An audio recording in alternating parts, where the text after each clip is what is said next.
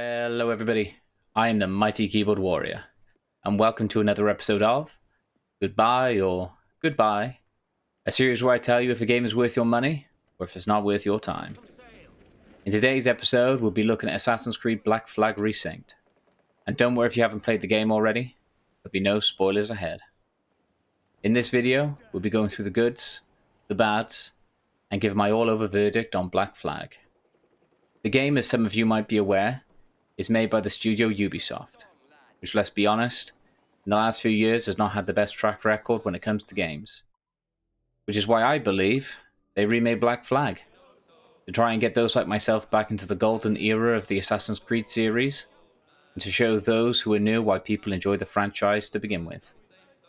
To start off with, we join Edward's James Kenway, a man who found himself the captain of the Jackdaw, and in between a battle against Templars and Assassins.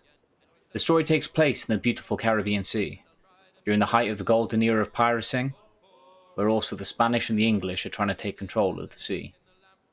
Edward, however, is not alone in this fight, as he will have many companions such as the fearsome pirate Blackbeard, your trusty friend Stade Bonnet, and your quartermaster Adwali, as well as many more. Edward begins this story as a man who only thinks for himself. He doesn't care whose blood he gets on his hands. As long as he gets what he wants at the end of the day, fame and riches are all he thinks about, and any favours he does comes at a cost. He is, however, a very likeable character, who is very charming and resourceful, able to talk his way out of most situations, and rallies his fellow pirates ready for a scrap. He gains his people's trust instantly, but is also very alert that somebody might stab him in the back. He is also a man who hails from Swansea, and as I have seen others describe his character, and the game, it's a love letter to the Welsh, with many references as well as the voice actor himself being from Swansea. And as a Welshman myself, though it doesn't sway my opinion on the game, it is nice to see our accents and references to Wales. Throughout the early stages of the game, you will learn how to get the grips of being a captain, and learning what it means to become an assassin. Though my experience is only short so far in this game, the deep meaning in the creed, and the secrecy behind it, create an interesting dilemma on who Edward decides to help. Does he stay with the Templars and get more money than he could ever dream of? Does he stay with the Assassins to stop the Templars' ploy and eradicating their greed?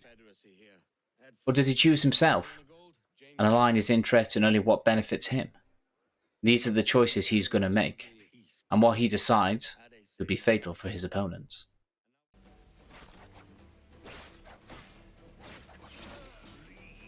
The combat for Assassin's Creed Black Flag has been dramatically overhauled, with a new modern-day mechanic, almost Batman style of fighting.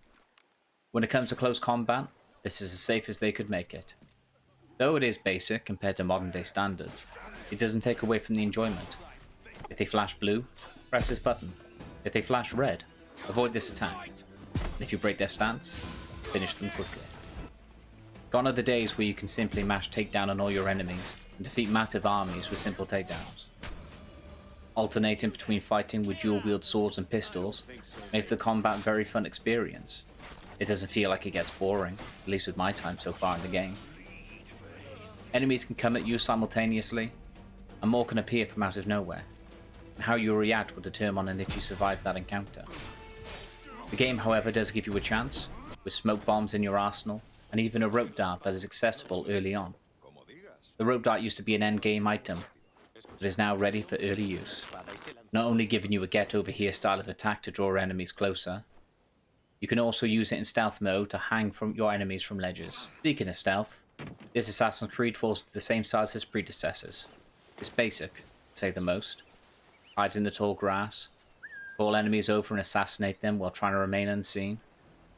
The only tricky part is assassinations while in cover don't keep you invisible, as if enemies see you they will alert the guards, and you will be swarmed upon. They'll raise the alarm invoking a fight or flight scenario. Choose wisely. Other factors of stealth is the ability to climb buildings and the environment, in order to gain advantage on your opponents. In Black Flag, however, there is no ability to climb everything. Unlike in the recent entries in Ubisoft, this game falls back on its tradition, and only certain structures are climbable from a certain angle. I for one am happy to see this implemented. In recent entries, you could most, if not all the time, climb everything and anything, even if it made no sense to. And with this feature, now taken back to tradition, it invokes the player now having to plan their way in and out and escape routes, as you don't want to be chased into a corner where you cannot escape from. The game boasts of many areas that combat can take place in, from bustling cities to woodland areas, and also on the rough and open seas. Naval combat is one of the game's strongest points. At times it can feel a bit rinse and repeat, but nothing feels better than spying a man o' war in the distance and taking it down, recruiting it for your own fleet. With naval combat, not only do you fight with your jackdaw, but can also board the enemy ship in order to take their numbers down until they surrender to you. Then you're given options to repair your vessel, take the boat into your fleet, or lower your wanted level. If your wanted level increases to a certain point, you will be chased down by bounty hunters who will stop at nothing to sink the jackdaw, so the decision is yours to choose carefully.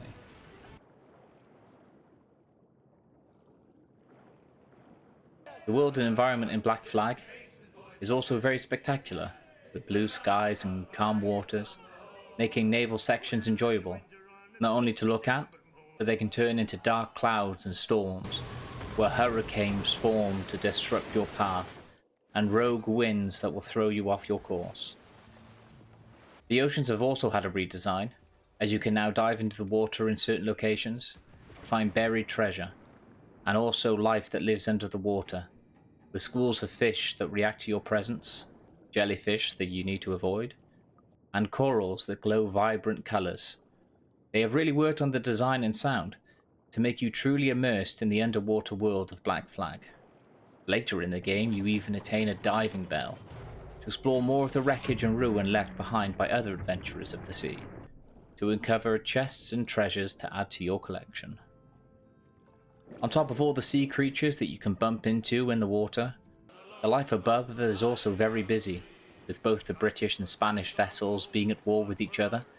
Just simply getting from point A to point B, you could witness a fleet battling each other for dominance, or groups of boats teaming up on one man o' war. Sometimes the nicest thing to do is just sit back and watch them battle it out. On land it is no different, with all the locations you get to visit, from tropical islands to desert beaches to bustling towns and struggling communities, each with their own personality. On occasion, you may even stumble upon pirates that need your assistance, or slaves that need freeing. Everything you do feels like it has an impact, and it is enjoyable to discover new ways of helping those around you. The main progression and content is very easy to get lost in all the side activities, from collecting skins from various animals, to hunting sharks and whales in the ocean, from having a small, vulnerable ship, to a large vessel that devastates the ocean. The feel of progression is very real, and you will see a massive jump to naval combat. With the right upgrades, ships that used to cause you trouble, that would force you to hide from their view, are now blown apart with only a few shots from your cannon. And to truly test your naval skills, there are legendary ships scattered throughout the map that will truly test those who are brave or foolish. Unlike the previous Assassin's Creed titles, where you would have to build your character with an ungodly amount of skills and presets just to do a few more points of damage, Edward has a more basic inventory, as he does not have skills you need to upgrade, nor does he level his skills. Combat depends on you. Granted, you are able to upgrade your inventory slots, and can acquire new weapons, outfits, and trinkets that are either a cosmetic upgrade, or add subtle bonuses to your arsenal. The back to basics feel of the game is a very welcoming one in my opinion. Like myself, you may even get lost in everything the game has to offer, that you forget the main storyline. But that's part of the fun of an Assassin's Creed title, is the main storyline is only suggestion. The real fun is what you make of it. Singing sea shanties and sailing the blue skies and crystal water, raiding warehouses for loot and valuables to sell, or just going from island to island to discover new secrets held within. The game boasts many activities to enjoy along the way.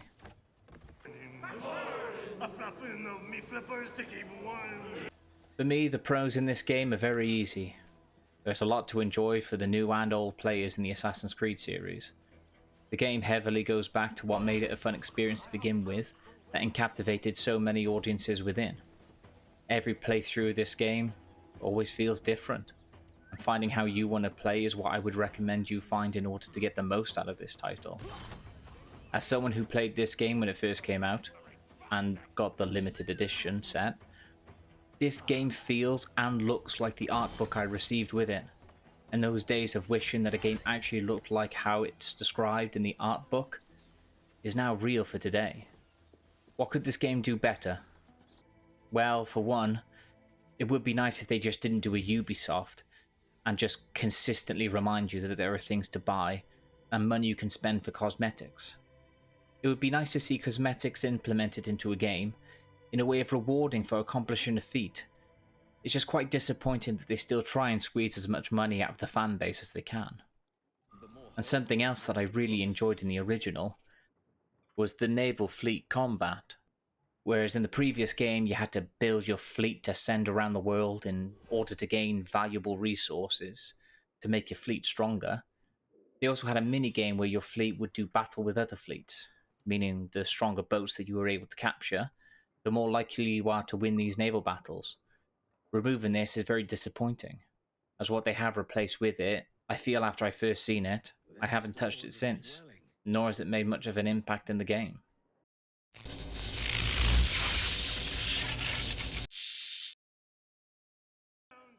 Love or hate Ubisoft, you have to give credit where credit is due, and they have knocked it out the park with Black Flag Resynced.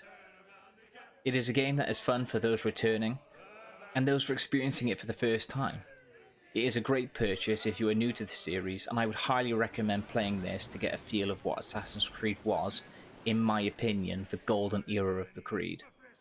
However, if this is a game that you have played before back in 2013, unless you're absolutely dying to get back into the world of Black Flag, I would recommend maybe waiting a bit for it to be discounted, as apart from the few changes, you're mostly getting the game you paid for back then. Anyway, I hope you all enjoyed the video. If you did, make sure you leave a like, comment, and subscribe. Thank you all so much for watching, and I'll see you all in the next video. Bye bye.